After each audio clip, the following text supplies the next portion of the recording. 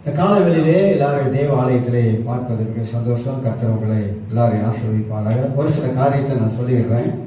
அதனால இதெல்லாம் மனசில் வைத்துக் கொள்ளுங்க. கர்த்தர் நிச்சயமாக இந்த வருஷ கடைசியில் நமக்கு நன்மையான காரியத்தை கர்த்தர் நமக்கு செய்து முடிப்பார் என்று சொல்லி விசுவாசிக்கிறது. அலையில சொல்லுங்க. அல்லேலூயா. சரி, யோபு புஸ்தகத்தை மீண்டுமாக திருப்புவோம். அந்த 1ஆம் வசனத்தை வாசிச்சுட்டு பிற்பாடு யோசேப்பை குறித்து நான் பேசி கொண்டு வந்தேன். அதிலிருந்து சில சத்தியத்தை உங்களுக்கு பேசலாம் என்று எண்ணுகிறேன். யோபு 1ஆம் அதிகாரம் 1ஆம் வசனம். ஊஸ் தேசத்திலே யோபு என்னும் பேர் கொண்ட ஒரு மனுஷன் இருந்தான். அந்த மனுஷன் உத்தமனும் சன்மார்க்கனும் தேவனுக்கு பயந்து பொல்லாப்புக்கு விலகுறமாய் இருந்தான் என்று வாசிக்கிறோம்.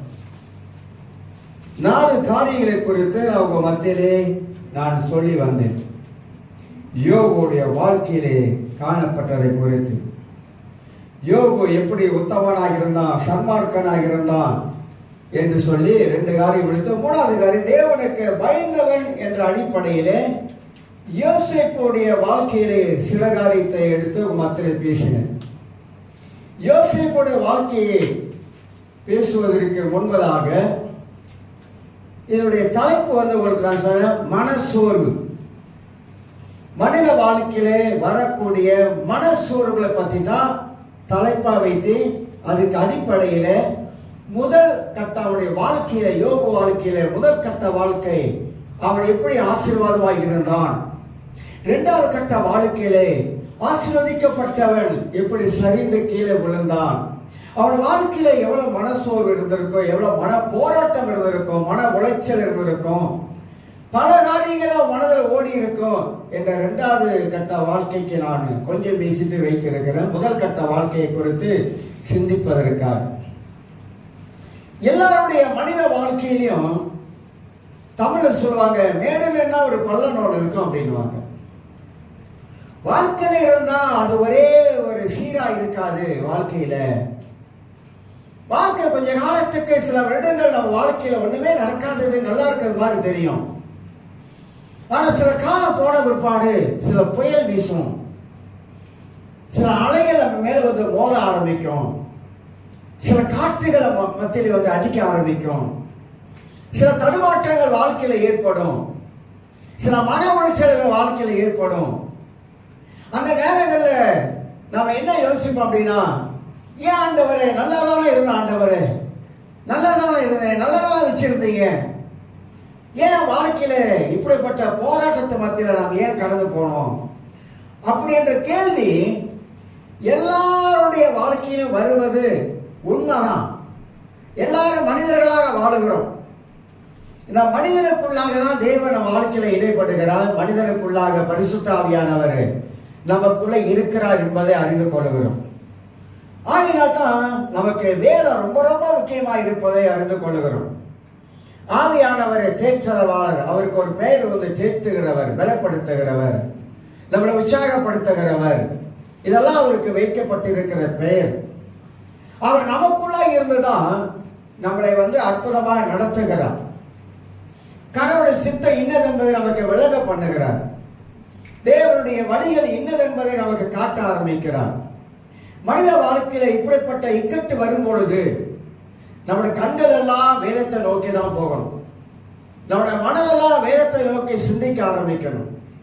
ஒரு யோபு என்ன மாதிரியான சிச்சுவேஷனுக்குள்ள கடந்து போனாரு, ஒரு யோசேப்பு எப்படி கடந்து போனார், குடும்பத்துல யோசேப்புக்கு வந்த பிரச்சனை போராட்டங்கள், அவனுடைய ஆவிக்குரிய மனிதனாக இருந்தான், அவனுக்கு வந்த போராட்டங்கள் என்ன, ஒரு ஆபிரகாம் எப்படி கடந்து போனாரு, சோதனை மேல சோதனை, சோதனை மேல சோதனை, 8 விதமான சோதனைகள் ஆபிரகாம் வாழ்க்கையில எப்படி கடந்து ஆபிரகாம் போனாரு.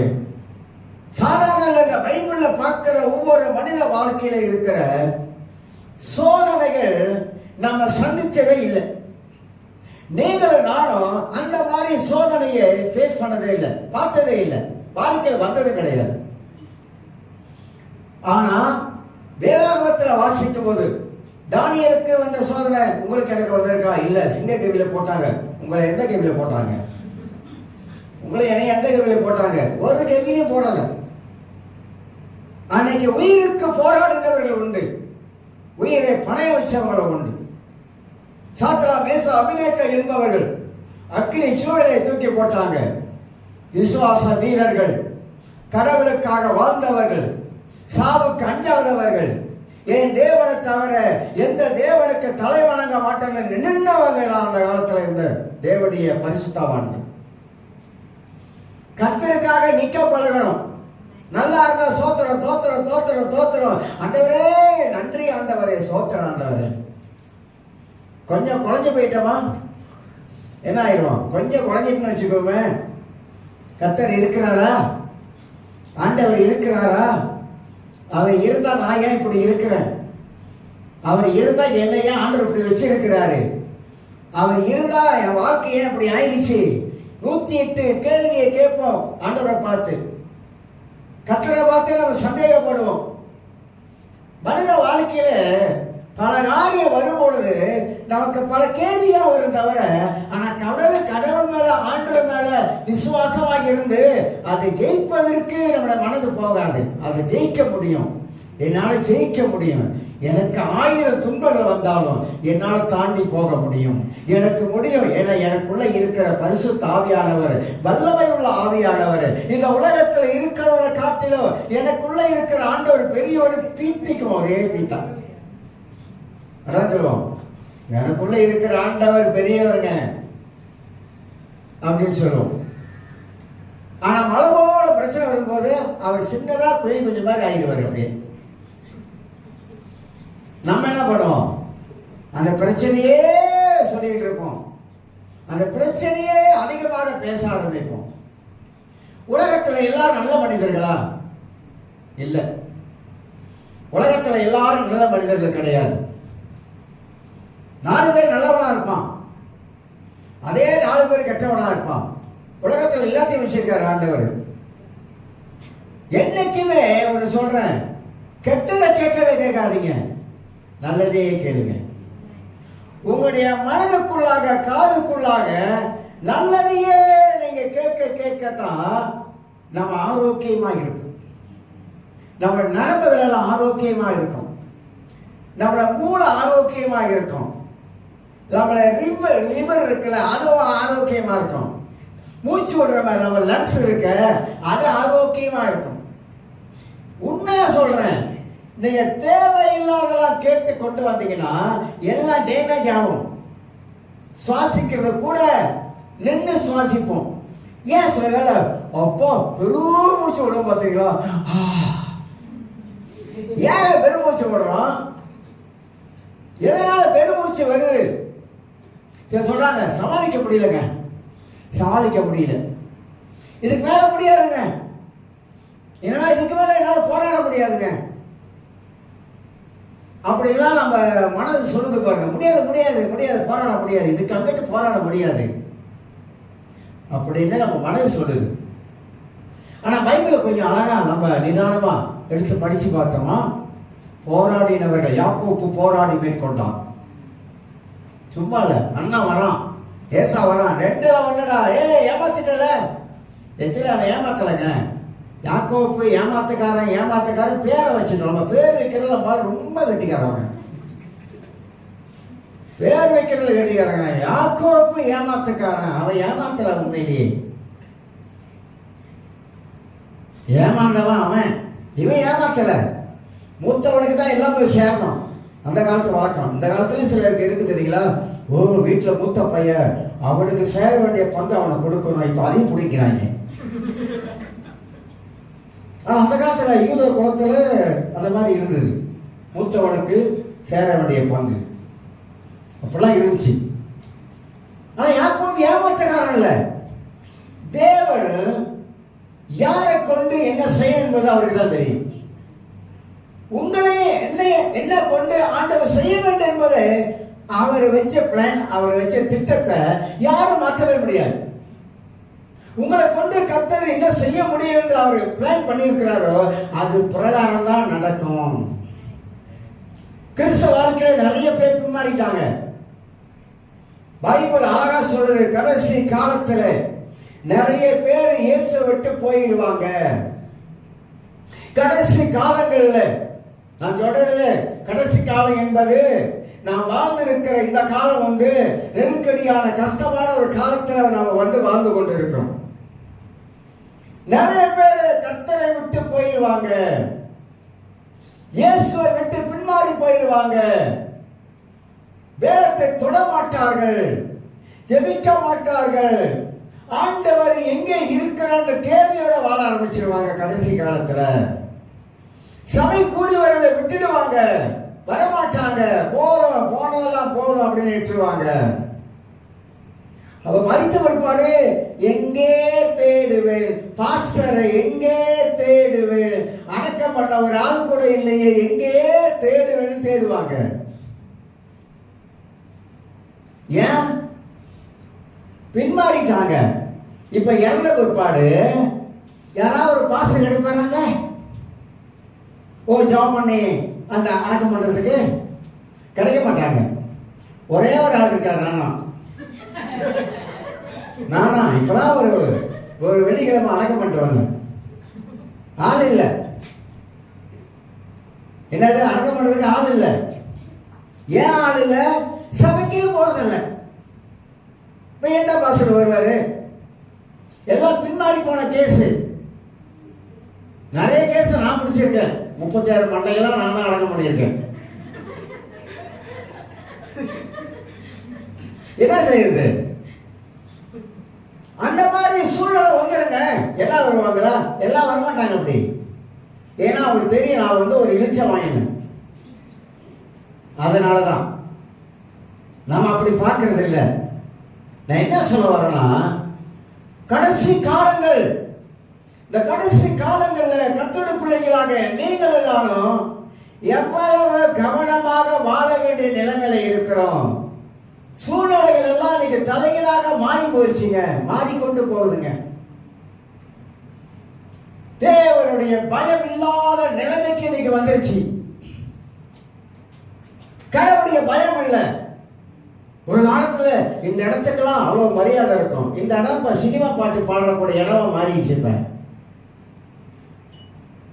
ஏன்னா இங்கதான் தேவ பிரசவம் இருக்கு, இங்கெல்லாம் அப்படி செய்யக்கூடாது, கடவுளுடைய வார்த்தையை பேசுற இடம், அதனால இங்க மற்ற பாட்டெல்லாம் படிக்கக்கூடாது. இப்ப அதெல்லாம் போச்சுங்க.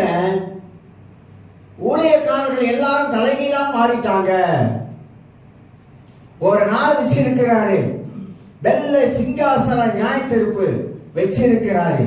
நியாய தீர்ப்பு இருக்குது, எல்லாத்துக்கும் இருக்குது. சிறியோர் முதல் பெரியோர் வரைக்கும் நியாய தீர்ப்பு என்பதை கர்த்தர் வச்சிருக்கிறாரு. யாருமே தப்பிக்க முடியாது. ஊழியர்கள் தப்பிக்க முடியாது, விசுவாசிகள் தப்பிக்க முடியாது, யாருமே தப்பிக்க முடியாது. அன்னைக்கு தெரியும் தேவன் எப்படிப்பட்டவராய் இருக்கிறார் என்பதை. உலகத்துல வாழ்ற வரைக்கும் தான் ஆட்டம். ஆடி முடிஞ்சதும் படுத்துற வேண்டியதான், நீட்டா படுத்துற வேண்டியதான். என்னப்பா ஆடிய ஆட்டம் என்ன, எல்லாம் ஆடி முடிஞ்சிருச்சு. இப்ப படுக்கிற நேரம் வந்துடுச்சு, படுத்தாச்சு. அவ்வளவுதான் வாழ்க்கை. இந்த உலக வாழ்க்கை அவ்வளவுதான். வயசு போகுதா? ஆமா, வயசு போகுது, வருஷம் போகுது, வயசு கூடுது, வயசு கூடுது. 50 வயசு இப்பதான் நினைச்சேன் 50 வயசுன்னு, இப்ப 60 வயசு ஆயிடுச்சு. இப்பதான் நினைச்சேன் நான் 60 வயசுன்னு பர்த்டே கொண்டாடுறேன். இப்ப எனக்கு 70 தாண்டி போயிருச்சு. இப்பதான் நினைச்சேன் 70 வயசுன்னு, இப்ப 70 தாண்டி 80 போயிட்டு இருக்குது. என்ன தமிழோட சொல்லுவாங்க, வீடு போப்போ காடு பாவான்னு சொல்லுவாங்கல்ல, வீடு போறான், காடு வாவான்னு தான். இந்த வயசு போக போக போக மனுஷனுக்குள்ள ஒரு பயமும் ஏற்படுது, மனுஷனுக்குள்ள ஒரு அச்சம் ஏற்படுது. ஆனா கர்த்தருக்குள்ள இருக்கிறவங்களுக்கு வயசு போனா என்ன, வயசு நின்னா என்ன, வயசு வந்தா என்ன, எந்த நிலைமையிலும் அவன் ஆண்டவருக்காக நிக்கிறவங்களுக்கு எந்த கவலையும் இல்லை, பயம் இல்லை. மரணத்தை பார்த்து யாரும் பயப்பட வேண்டிய அவசியம் கிடையாது. ஆனா பூமியில இருக்கிற வரைக்கும் அந்த தேவ பயத்தோடு நம்ம வாழணும். தேவ பயம் நமக்கு இருக்கணும். கர்த்தருக்கு பயப்படுகிற பயம் நமக்கு எப்போதும் இருக்கணும். அதனால நம்ம வாழ்க்கையில பல காரியம் இருக்குங்க. மனிதனா பிறந்துட்டா உலகத்துல யோக புஸ்தகத்தெல்லாம் படிச்சிருப்பீங்களா? ஐயோ ஒருத்தர் சொன்னாங்களாம், ஐயோ யோக புஸ்தகத்தை மட்டும் படிக்காதீங்க. ஏன் நான் படிக்கக்கூடாது? அதை படிச்சீங்க அதே மாதிரி துன்பம் உங்களுக்கு வந்துடும். எப்படி கற்றுக் கொடுக்குறாங்க பாருங்க. அதை படிக்காதீங்க, ஏன்னா அவன் துன்பப்பட்ட மாதிரி நமக்கு வந்துடும். அப்படி அவன் சரிஞ்சு விழுந்தான். அது மட்டும் இல்ல, காலெல்லாம் புழு வச்சிருச்சு, வாட நாட்டம். வீட்டில் கூட இல்ல, வெளியே வந்து உட்காந்துட்டான், வாட தாங்கல. அப்ப வாழ்ந்தவன், தமிழ் சொல்லுவாங்க, வாழ்ந்தவன் வாழ்ந்து கட்டிட்டான்பா அப்படிலாம் சொல்லுவாங்கல்ல. நல்லா வாழ்ந்தான் அப்படிலாம் சொல்லுவாங்க. ஆனா இப்ப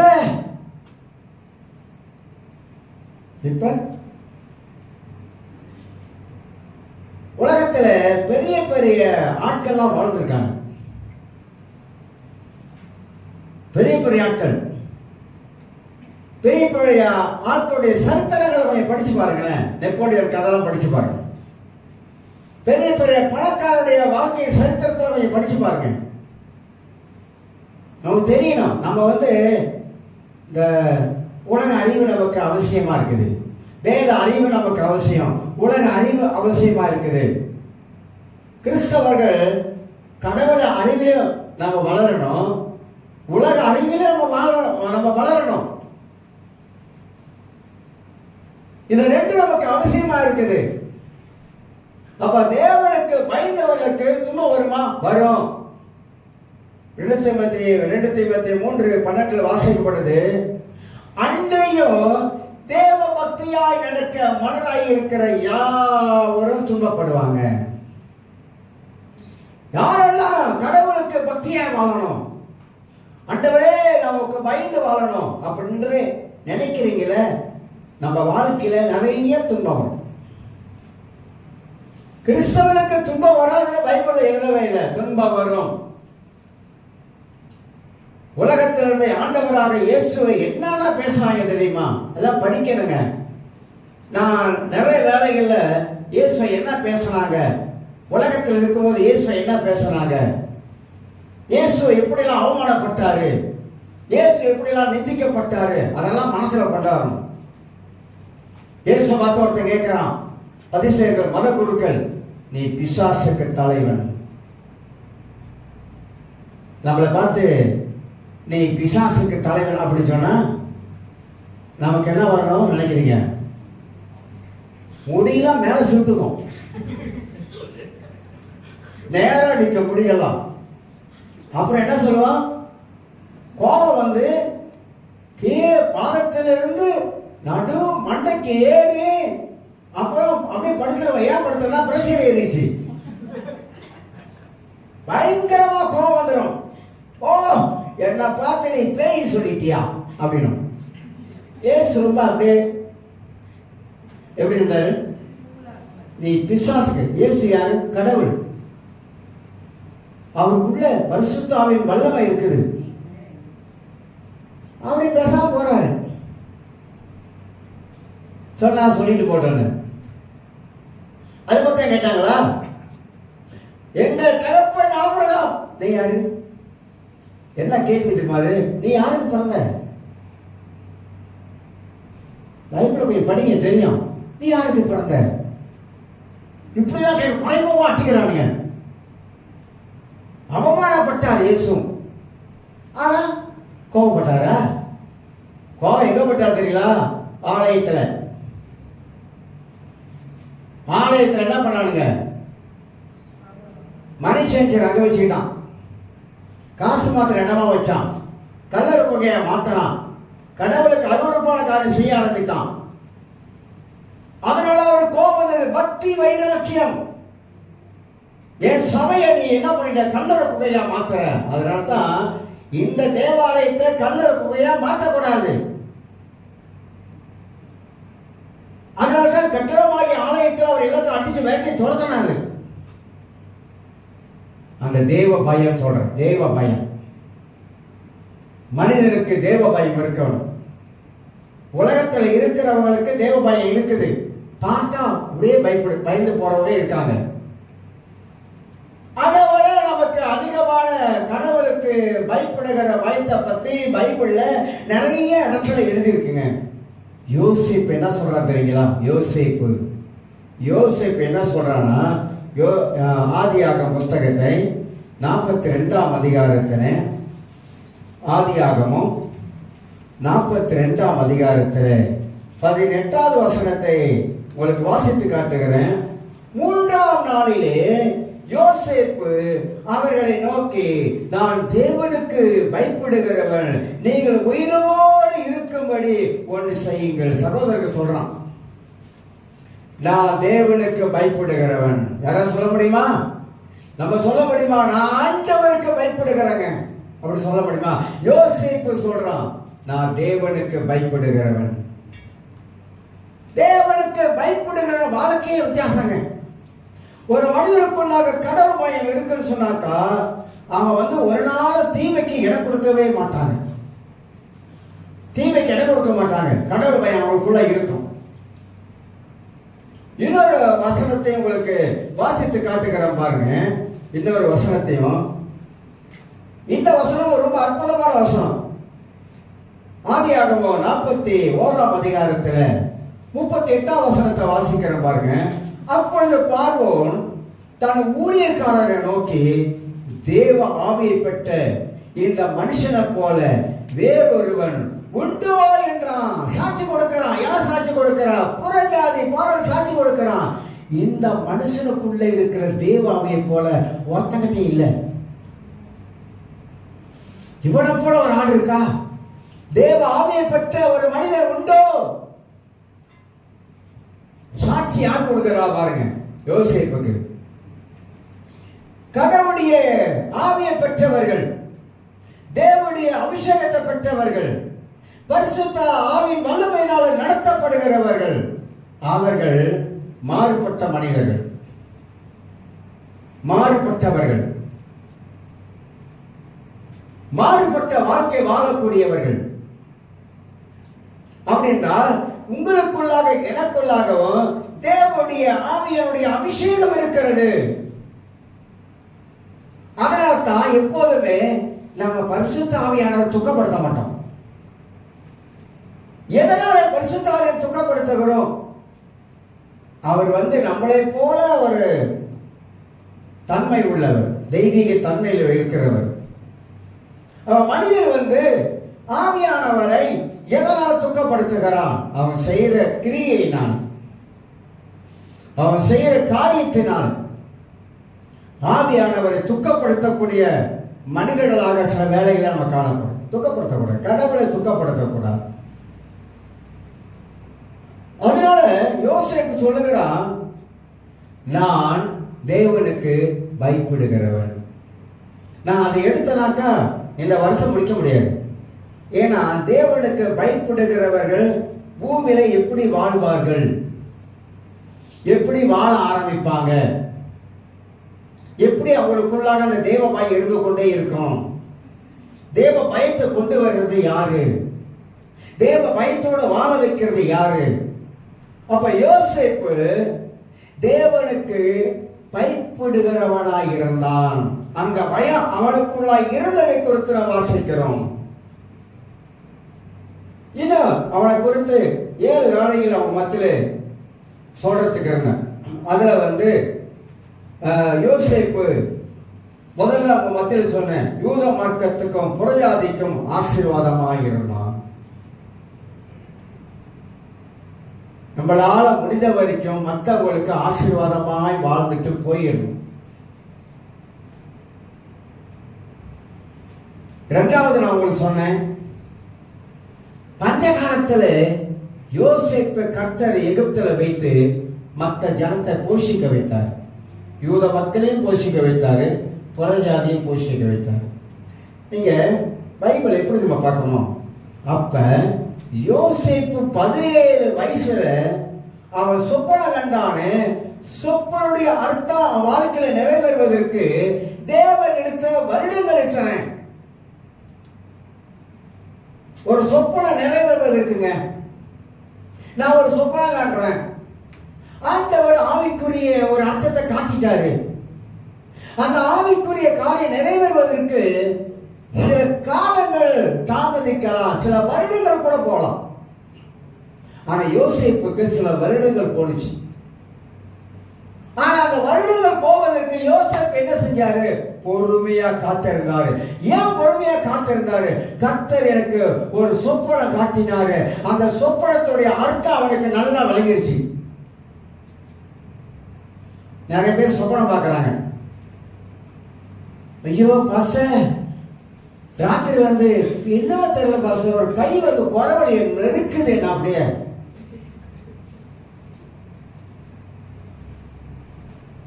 சிலர் வந்து ஐயோ என்ன தெரியல பாச, ரத்தமா பாக்குறேன். ஒருத்தன் வண்டியெல்லாம் வெட்டுறான் வெட்டுறான் வெட்டுறான் குத்துறான் வெட்டுறான். நல்லா சாப்பிட்றது, அப்படியே பெட்ல சாஞ்சி தூங்குறது. அப்புறம் ஏன் சொப்பனம் கெட்ட சொப்பனம் வராது சொல்லுங்க? கடவுளுடைய பிள்ளைகளுக்கு தெய்வீக சொப்பனம் வரணும், தெய்வீக சொப்பனம். ஆனா இப்ப தெய்வீக சொப்பனம் வரல. இவன் குத்துறான், அவன் வெட்டுறான், என்னன்னு தெரியல, யாரோ என் மேல மிதிக்கிறாங்க. ஏன் அவன் மேல மிதிக்கிறான்? சில தேவையில்லாத சொப்பனத்தை கண்டுட்டு நம்ம கிட்ட விளக்கம் கேட்பான். இதுக்கு என்ன விளக்கம் அப்படின்னு. ஒரு பையன் எப்போ சில வேலை இந்த சொப்பனத்துக்காக எனக்கு போன் பண்ணுவான். பாஸ்டர் சொல்றான் பாருங்க, பாஸ்டர் நான் டாய்லெட்டுக்கு போனேன்னா, டாய்லெட்ல உட்கார போனேன்னா, அப்புறம் பார்த்தோம் டாய்லெட் உள்ளுக்கு ஒரு பாம்பு இருக்குது பாஸ்டர் அப்படின்னா. சில சொப்பனத்தை சொல்லலாம், சில சொப்பனத்தை அந்த அர்த்தத்தையும் சொல்லக்கூடாது. ஏன்னா அவன் என்ன மாதிரி ஆள் தெரியுமா? அவன் மைண்டில் நான் படிச்சு வச்சிருக்கேன். அவன் என்ன மாதிரி ஆள் தெரியுமா? ஒருவேளை எங்க மாமியார் குடும்பத்தில் ஏதோ பண்றாங்களோ, இப்ப நான் அதை சொல்ல போய் நானே அவன் குடும்பத்துக்கு என்ன ஆயிடுவேன், சண்டை விட்ட மாதிரி ஆயிடுதுல. சில இதுக்கு சொல்ல விட தெரியல பாட்டு போயிடும். ஏன்னா நான் கேட்கிற நோக்கம் வேற. ஆனா பாம்பு பார்க்கறதுக்குலாம் அர்த்தம் இருக்கு, அர்த்தம் இருக்கு, இல்லைன்னு இல்லை. இப்ப டிக்டாக்ல பாருங்க, ஃபேமஸா 7 குதிரை பார்த்துருக்கீங்களா? 7 குதிரை. ஃபேஸ்புக்கை அடிச்சுட்டேன், வேண்டாம் தனியா போ தொடஞ்சு அப்படின்னு. ஃபேஸ்புக் என்கிட்ட இல்லை, இப்ப டிக்டாக் மட்டும் இருக்குது, அதையும் தூக்கி எறிஞ்சிட வேண்டியதான். அதுலயே சண்டை பார்த்துருக்கீங்களா? டிக்டாக்ல சண்டை. தமிழ குரூப் தான், எல்லாம் தமிழ குரூப். இப்ப இதுல 7 குதிரை போட்டுட்டு வாங்குங்க, அந்த 7 குதிரை வீட்டுல வச்சுங்கன்னா அப்படி அதிர்ஷ்டம், இந்த 7 குதிரை இங்க வச்சு அதிர்ஷ்டம், அங்க வச்சு அதிர்ஷ்டம். அந்த 7 குதிரை, ஆனா பைபிள்ல குதிரை இருக்குது, குதிரைக்கு ஒரு பிரசங்கமா இருக்குது. மக்களுடைய மனதை வந்து வேறு பக்கம் திருப்பக்கூடிய காரியம் நிறைய எனக்கு வந்துருச்சு. அதிர்ஷ்டம் வரும், அதிர்ஷ்டம் அதிர்ஷ்டம். கிறிஸ்தவங்க எத்தனை பேர் அதிர்ஷ்டம் பார்க்கறவங்க இருக்காங்க தெரியுங்களா? அதிர்ஷ்டம், இதை வச்சு அதிர்ஷ்டம். மோதிரத்துல 9 கல்லு போட்டா அதிர்ஷ்டம், அதிர்ஷ்டம் தான் தரும். நான் பார்த்திருக்கேன் கிறிஸ்தவங்க 9 கல்லு இருக்கு மோதிரத்துல. பாஸ்டருங்க மோதிரத்துல 9 கல்லு இருக்கு, அதிர்ஷ்டம் அடிக்குமா, அதிர்ஷ்டமா 9 கல்லு. ஊர்ல ஒரு கெட்ட பழக்கம் வச்சிருக்கான், ஊழிகாரன் வச்சிருக்காங்க கெட்ட பழக்கம். வீடு குடியேறினா உப்பு பாலும் வைக்கணுமா? ஏன் உப்பு பாலும் கிடைக்கவே கிடையாதா? என்னைக்கு இருக்க சொல்றேன், வீட்டு வாசல எங்க இருக்கணும்? கிழக்கு வாசல் வழியா வையே வீட்டு வாசல. ஏன் மத்த மேற்கு வாசல் வழியா வச்சாக்கா அங்க வந்து இயேசு வரமாட்டாரா? ஒரு சம்பவம் ஞாபகம் வருது, நடந்த சம்பவம். இறந்துட்டாங்க. அவங்க என்ன சொல்றாங்க, மாஸ்டர் நான் கிச்சன்ல வேலை செஞ்சுக்கிட்டு இருந்தானா, இயேசு வந்தார், மின் வாசல் வழியா வரல, கிச்சன் வழியா வந்தார். வந்து நான் அப்பம் சுட்டுக்கிட்டு இருந்தேன். அப்ப இயேசு சொன்னாரு, என்னன்னு தெரியல ஆண்டவரே. அப்படி கேட்கறாங்களா, என்னன்னு தெரியல ஆண்டவரே, அப்பம் சுட்டா சரியா வர மாட்டேது. அப்ப இயேசு வந்து நின்று சொன்னாராம், மகளே இப்போ சுடு அப்படின்னா. நடந்தே சொல்றாங்க, பொய் சொல்லல, கட்டுக்கதல்ல, நடந்தே சொல்றேன். இப்போ சுடு மகளே. உடனே சுட்டாலும் அப்ப நல்லா ஆயிட்டான். ஏச அப்பம் சொல்றதுக்கும் போடுறதுக்கும் ஏசு எங்க வச்சுட்டாங்க, அப்பத்துக்கும் ரொட்டி சாணி, அப்புறம் மாவு பழையத்தை கூட ஏசு அந்த என்ன கையா வலிக்கிறாங்க, மாவு பழையப்படுகிறாங்க. அப்புறம் அவர் பழக்கி விடுவார். நிறைய கதை இருக்கு. மொத்த குளிச்சுட்டே இருந்தாங்களாம். என்னன்னு தெரியல, இதெல்லாம் சொல்ல வருது. ஆண்டவரே எனக்கு முதல் தைக்க யாருமே ஆண்டவரே. ஆமாங்க, பைத்தியக்காரமான மக்கள் இருக்காங்க உலகத்தில். கடவுளை எங்கேயே வச்சிடறாங்க பாருங்க. எதுக்கோ கடவுளை கூப்பிட்டுறாங்க. இந்த மாதிரி நமக்கு அதிர்ஷ்டம் யாராவது சொல்லிட்டா, இதை வச்சு அதிர்ஷ்டம் வந்துடும், அதை வச்சு அதிர்ஷ்டம் வந்துடும், இப்படி செஞ்சா அதிர்ஷ்டம் வந்துடும், அப்படி பண்ணா அதிர்ஷ்டம் வந்துடும் சொல்லி போறாங்க தெரியுங்களா. எல்லாம் தொலைஞ்சு. மனிதனுக்கு அதிர்ஷ்டம் எதுலையுமே இல்லைங்க, இயேசுவை தவிர. நம்முடைய வாழுகிற வாழ்க்கையில பொறுத்தாக இருக்குது ஆசீர்வாதம். தமிழ மாதிரி அதிர்ஷ்டம் இதை வச்சு அதிர்ஷ்டம், அதை வச்சு அதிர்ஷ்டம். பாருங்க, கிறிஸ்தவனே போயிட்டு கையில கட்டிட்டு வந்துடலாம். ஏன் கையில கட்டினா, இல்ல இந்த கையில கட்டினா என்னமோ இது இருக்கலாம. சரி சிலையை பாருங்க, என்ன கையில போட்டிருப்பாங்க பாத்தீங்களா, கருப்பா ஒண்ணு போட்டிருப்பாங்க. ஏன் அந்த கருப்பை இதை போட்டிருக்கிற மாதிரி கருப்பா போட்டிருக்க, இல்ல போட சொன்னாங்க. இதை போட்டா என்னமோ நடக்குமா, ஒன்றும் நடக்காது. ரட்சிக்கப்பட்ட கிறிஸ்தவர்கள் தேவனுக்கு அடுத்த பயத்துல இல்லாம தேவனுடைய பரிசுத்தாவே நமக்குள்ள இருக்கிறார் என்ற அந்த நம்பிக்கை விசுவாசம் இல்லாமல் எதையோ நம்பிக்கை வச்சுட்டாங்க. கடவுள் அருவருக்கிறாரு. பழைய ஏற்பாடு பாருங்க, இஸ்ரவேல் மக்கள் தேவனை நம்பினாங்க, கடவுளை நம்பல. 40 வருஷம் கடவுளை நம்பி வந்தாங்க, கடவுளை நம்பல. புறஜாதியுடைய பழக்க வழக்கத்தை தான் வச்சிருந்தாங்க.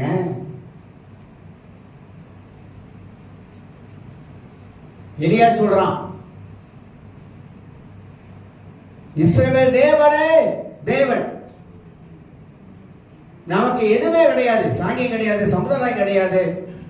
சில சாங்கிய சம்பிரதாயம் அது இது எல்லாம் செய்வாங்க.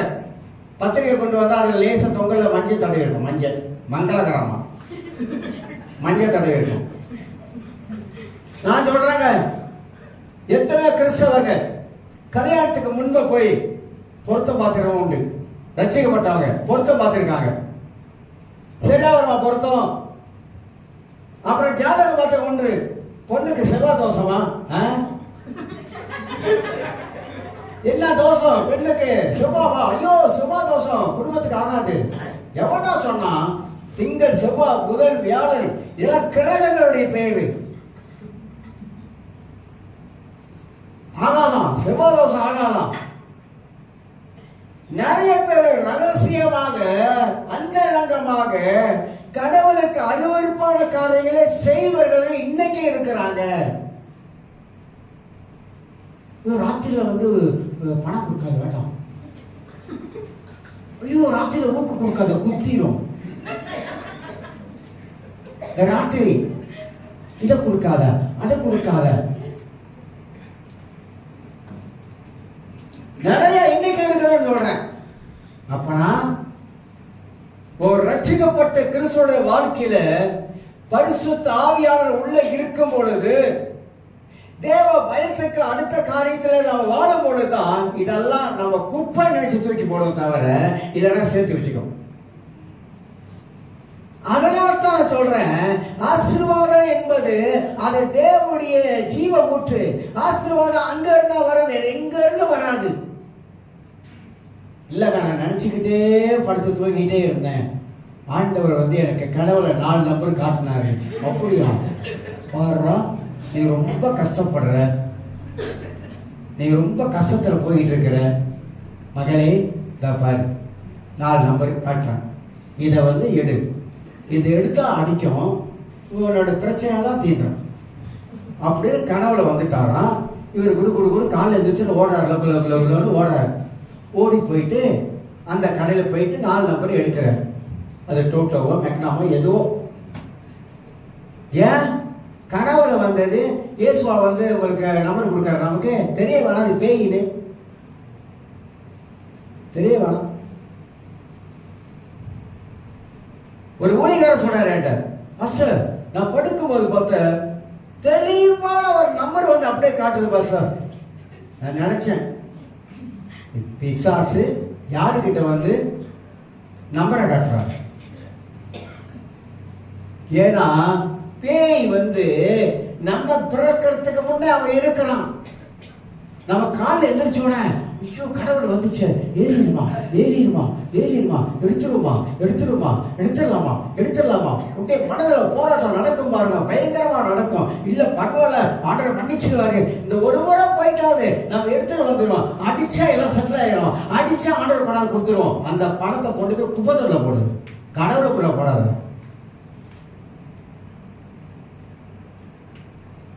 என்ன மாதிரியா பிசாசு தந்திரம் தெரியுமா?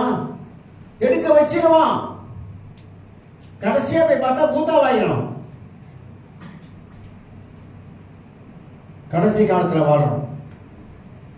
வஞ்சக பிசாசு அநேக கிறிஸ்தவர்களை தேவ பயத்திலிருந்து எடுத்து போடுகிறான். சத்திரவாக சாத்தான் நம்முடைய வாழ்க்கையில பரிசுத்த ஆவிக்கு இடம் கொடுக்காதபடி அவன் உள்ள நுழைய ஆரம்பிக்கிறான்.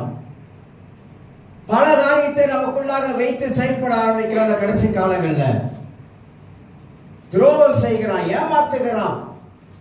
மோசம் போகாதிருங்கள், வஞ்சிக்கப்படாதிருங்கள். மத்த 24ஆம் அதிகாரத்துல ஆண்டவர் அழகான ஒரு அற்புதமான ஒரு காரியம் சொல்லி முடிக்கிறேன். ரொம்ப கோபம் பார்க்கிற மாதிரி இருக்குது.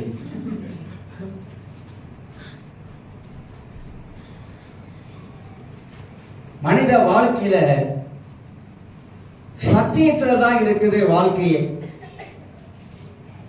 சத்தியம் தான் நமக்கு ஒரு பெரிய வெளிச்சம். அந்த சத்தியத்தில் இருக்கிற வெளிச்சத்தை ஒரு கிறிஸ்தவர் ரட்சிக்கப்பட்டு அறிந்து கொண்டால் எதற்குமே இடமே கொடுக்க மாட்டாங்க, அஞ்ச மாட்டாங்க. கர்த்தரே தெய்வம். ஆண்டவர் கொடுக்காத ஆசீர்வாதம் நமக்கு வேண்டவே வேணாம். இறைவன் சொல்லுகிறான், தேவரே, யோபு சொல்லுகிறான், தேவரே நீ சகலத்தை செய்ய வல்லவர், நீ செய்ய நினைக்கிறது ஒரு நாள் தடைப்படாது. கடவுளுங்க, நம்முடைய நினைவெல்லாம் வேறங்க. கடவுளுங்க, அவரு தேவனுங்க, உலகத்தையே உண்டாக்கினவருங்க. எல்லாரும் தீபாவளி கொஞ்சம் பேர் போயிருக்கீங்களா? சில பேர் ஃப்ரெண்ட்ஸ் வீட்டுக்கெல்லாம் போயிருக்கீங்க, தப்புன்னு சொல்லாது.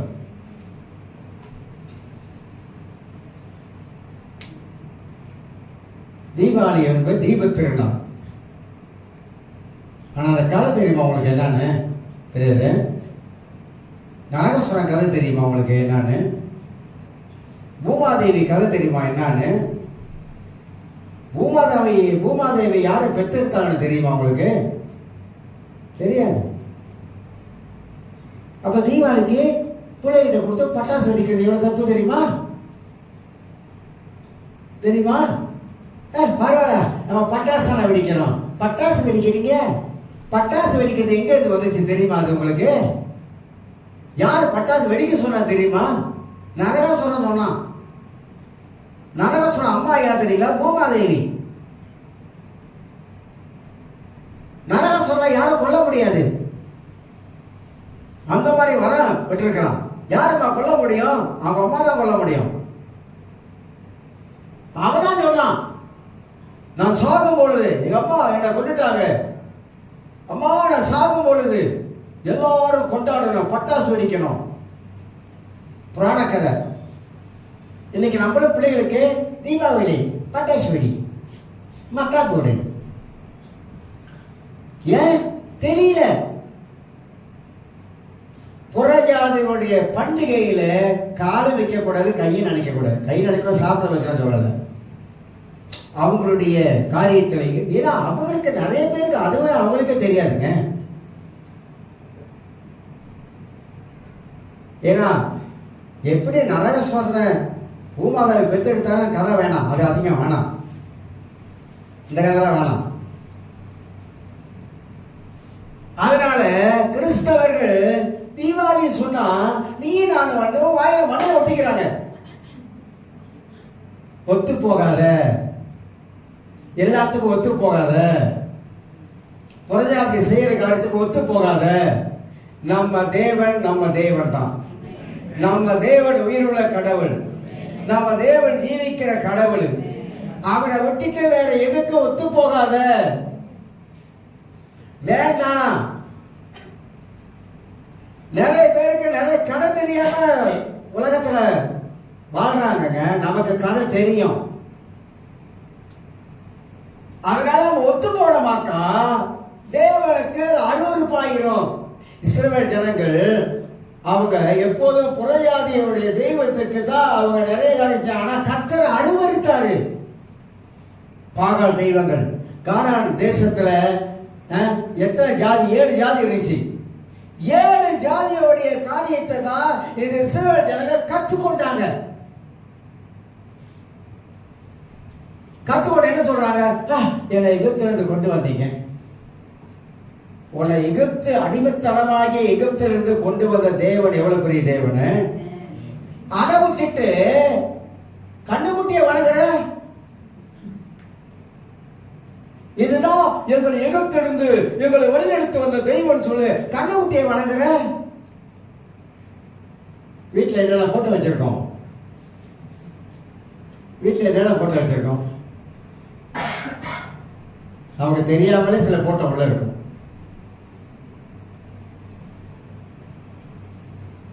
ஒரு பாஸ்டர் என்ன கேட்டாரு, இப்படி கேட்டாரு, இறந்தவங்க படத்தை எப்படி நீங்க வந்து வைக்கலாம் அப்படின்னு. நான் சொன்னேன், ஒரே அடி அடிச்சான், எங்க அம்மா போட்டோவை ரூம்லயே வச்சிருக்கேன் அப்படின்னு. ஏன் பஸ் இறந்தவங்க போட்டோ வைக்கக்கூடாதான்? இல்ல, அது ஆவி வந்து பூந்துக்கும். எந்த ஆவி? வெங்காயம் எந்த ஆவி? எதை சொல்லு.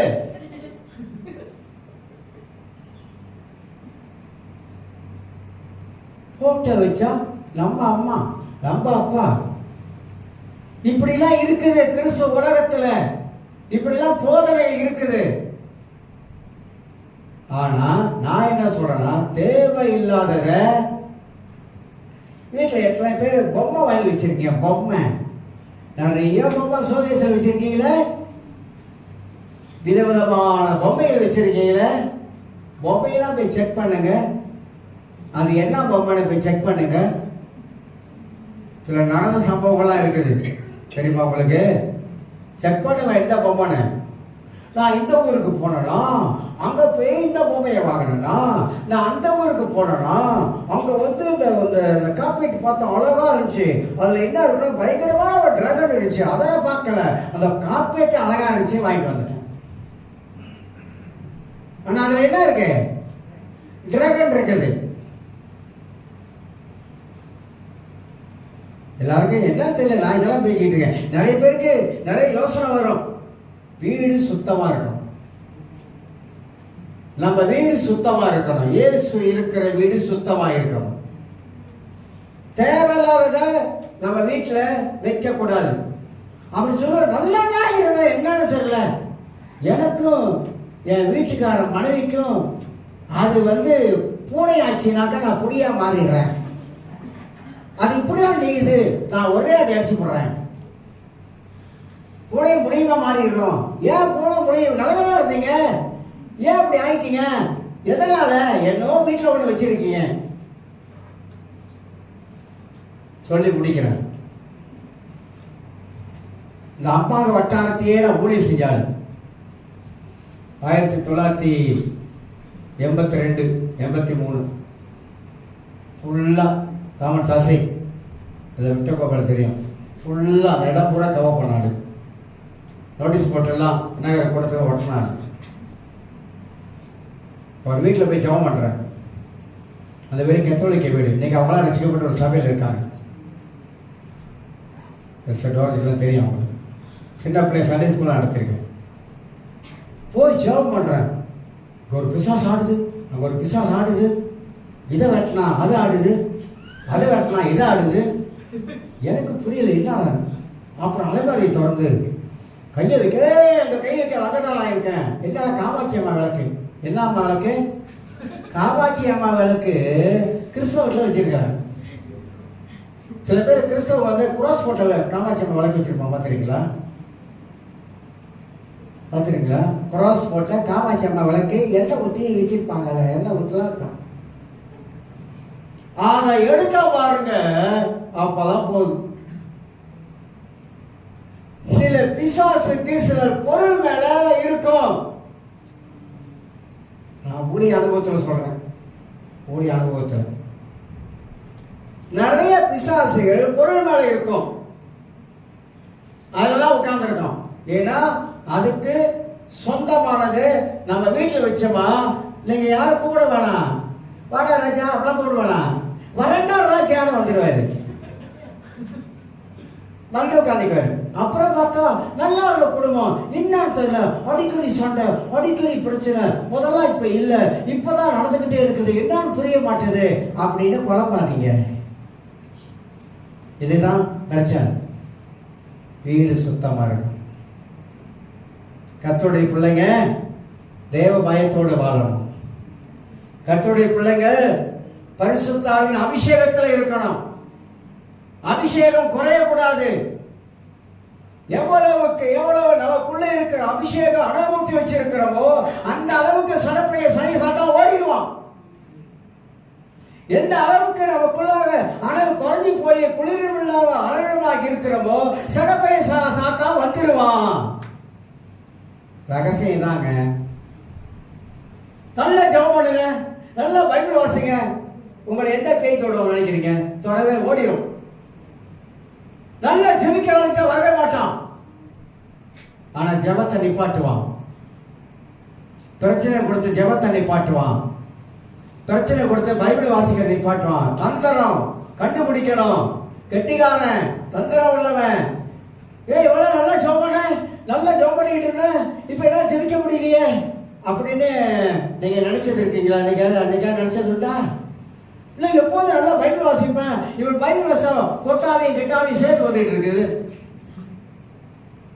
பைபிள் எடுக்க விட மாட்டான்.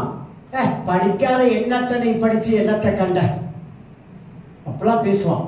தந்திரவாதி, பிசாசு தந்திரவாதி, பிசாசு வஞ்சகன், பிசாசு ஏமாத்துக்காரன். ஆகினால யோசேப்பு சாட்சி உள்ளவர் புரஜா மக்களை இவனை போல இவனுக்குள்ளாக ஒரு விசேஷத்த ஆவி இருக்குது. நமக்குள்ளாக என்ன விசேஷத்த ஆவி இருக்குது? யோசேப்பு தேவனுக்கு அவன் சொல்றான், நான் தேவனுக்கு பயந்தவன். யாரா சொல்ல முடியுமா? நான் கடவுளுக்கு பயந்தவன். அப்படி இருக்கணும் வாழ்க்கையில. கொஞ்ச கால வாழ்க்கை. நிறைய பேர் போய்கிட்டு இருக்கிறாங்க. நான் பார்த்த வரைக்கும் நிறைய பேர் போய்கிட்டு இருக்கிறாங்க. ஏதோ கர்த்தரோட கிருபையினால் இந்த உலகத்துல இன்னைக்கு உயிரா வச்சிருக்கிறார். அதுக்கு நன்றி சொல்றேன். ஆண்டவரே, இதுவரைக்கும் ஆண்டவரே உங்களுடைய கிருபையினால இந்த உலகத்துல வாழ வச்சிருக்கேன் ஆண்டவர். நான் எப்போது நினைப்பேன், என்னோட ஃப்ரெண்ட் எல்லாம், என் கூட படிச்சவன், என் கூட இருந்தவன் எல்லாம் போயிட்டான்.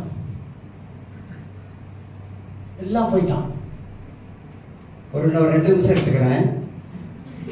கேட்க வேண்டியதா இருக்குது. ரொம்ப நாளைக்கு பிற்பாடு, பல வருஷத்துக்கு பிற்பாடு ஒரே எஸ்டேட்ல இருந்த நண்பனை போய் பார்த்தேன். இங்கே தான் தமிழ் சகால இருக்காரு.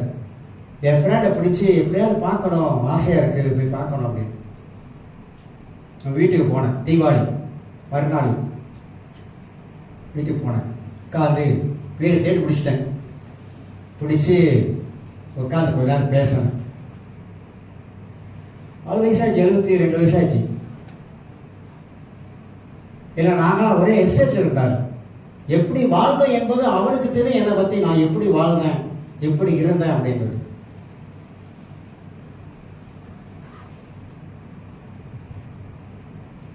நண்பர்களை சந்திக்கும் போது நம்ம யார் என்பதை அவங்களுக்கு காட்டுறோம்.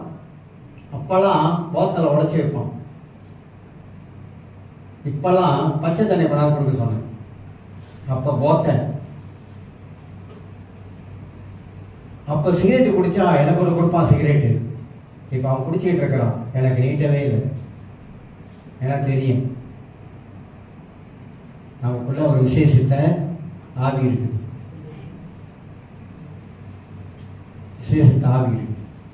இந்த விசேஷத்தை ஆவியை அவங்க கிட்ட என்ன சொல்லலாம், உன் கண்ணு மடுக்க மொத்தம் எப்படி இருக்கான், அவன் அந்த மாதிரி ஆள் இல்லை, குடிக்கிற ஆள் இல்லை, சிகரெட்டு குடிக்கிற ஆள் இல்லை, எல்லாம் விட்டாச்சு. விசேஷத்தை ஆவி அடையாளம் காட்டும். உன் நண்பனுக்கு முன்பாக, நீ வாழ்ந்த உன்னுடைய கூட இருக்கிற மக்களுக்கு முன்பதாக நீ யார் என்பதை நீ சொல்லாமலே அவன் அறிஞ்சுக்குவான். சொல்லாமலே, நம்ம சொல்ல வேணாம், அவனே அறிஞ்சிக்கும். அந்த மாதிரிதான் கிறிஸ்தவ வாழ்க்கை இந்த காலத்துல வாழ வேண்டியதா இருக்குது. வேண்டாங்க, நமக்கு ஒண்ணு வேணாங்க, ஒண்ணு வேணாம், ஒண்ணு வேணாம். இயேசு மட்டும் வாழ்க்கையில இருந்து கர்த்தருக்காக நாம இருக்கிற காலத்துல பரிசுத்தமா, உண்மையா, நேர்மையா வாழ்ந்தாலே போதுமானதுங்க. மனித வாழ்க்கையில சஞ்சலம், சோர்வுகள், பல காரியங்கள் வருவது இயல்புதான். ஆனா யோசேப்பு மாதிரி கடந்து போன பாதையெல்லாம் நாம போகவே இல்லை. சொந்த குடும்பத்திலே அவனுக்கு வந்த பயங்கரமான சோதனை மத்தியிலே யோசேப்பு நிக்க பழகினான். அவருக்கு தெரியும் ஆண்டவர் என்ன கொண்டு ஒரு திட்டம் வச்சிருக்கிறாரு. அந்த திட்டம் நான் கண்ட சொப்பனம் நிச்சயமாக ஒரு நாள் என் தாய் தகப்பு, என் சகோதரர்கள் என் காலில் விழுந்து வணங்குவாங்க என்பதை அவன் தெளிவாக அறிந்தவனாக பொறுமையாக வாழ ஆரம்பித்தான். அதே சம்பவம் யோசேப்பு வாழ்க்கையில் நடந்துச்சு. சகோதரர்கள் வந்து எல்லாம் காலில் விழுவானுங்க. கண்ட சொப்பனம் தெய்வீக சொப்பனம் எல்லாரும் எழுதியிருக்கலாம்.